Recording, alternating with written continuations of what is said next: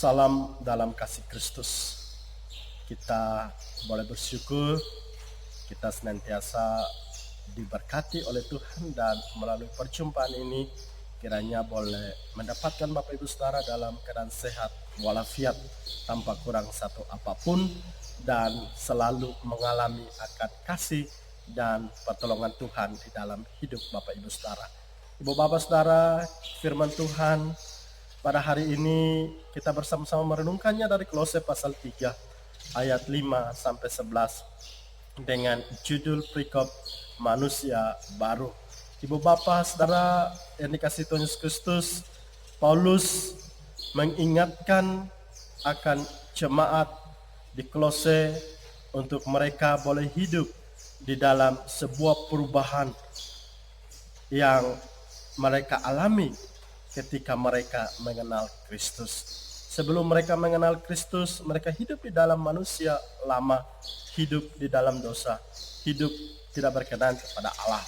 Dan manusia lama adalah manusia yang berfokus kepada diri sendiri, sedangkan manusia baru adalah manusia yang hidupnya berfokus kepada Kristus, karena hidupnya telah diperbaharui oleh Kristus. Ibu Bapak Saudara yang dikasihi oleh Tuhan Yesus Kristus, melalui manusia baru ini Paulus mengingatkan kepada jemaat di Kolose untuk mereka boleh hidup sesuai dengan karakter Kristus, mencerminkan akan kasih Allah, mencerminkan akan karya Kristus melalui hasil pembenaran yang mereka peroleh, sehingga Paulus mengajak mereka untuk mereka boleh menanggalkan manusia lama mereka.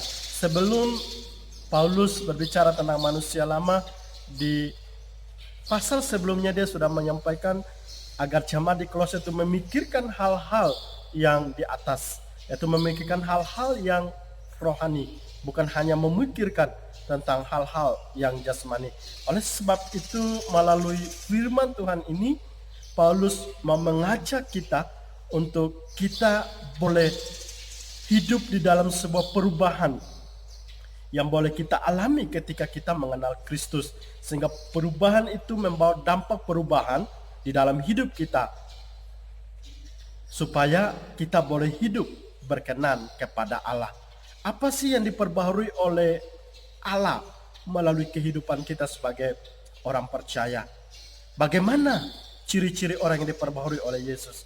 Yang pertama adalah hikmatnya diperbaharui oleh Kristus, sehingga dia memikirkan hal-hal yang benar, dia memikirkan hal-hal yang saling menguatkan, dia memikirkan akan hal-hal yang di atas, yaitu memikirkan bagaimana hidupnya bisa berkenan kepada Kristus.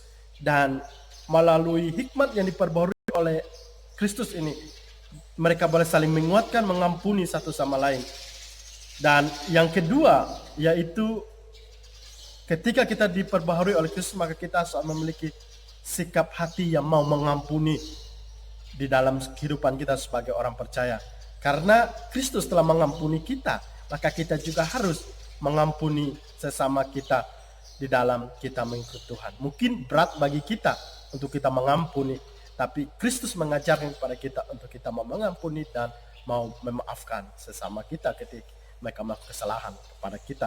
Nah, dari dua ciri perubahan yang diberikan kepada kita melalui hikmat dan memberikan kita sikap untuk mau mengampuni, ini kita lakukan karena kasih Allah ada di dalam kita, dan kasih Allah itu memungkinkan kita untuk kita boleh hidup menghasilkan buah-buah pertobatan, dan buah-buah pertobatan sesuai dengan hasil pembaharuan yang kita alami.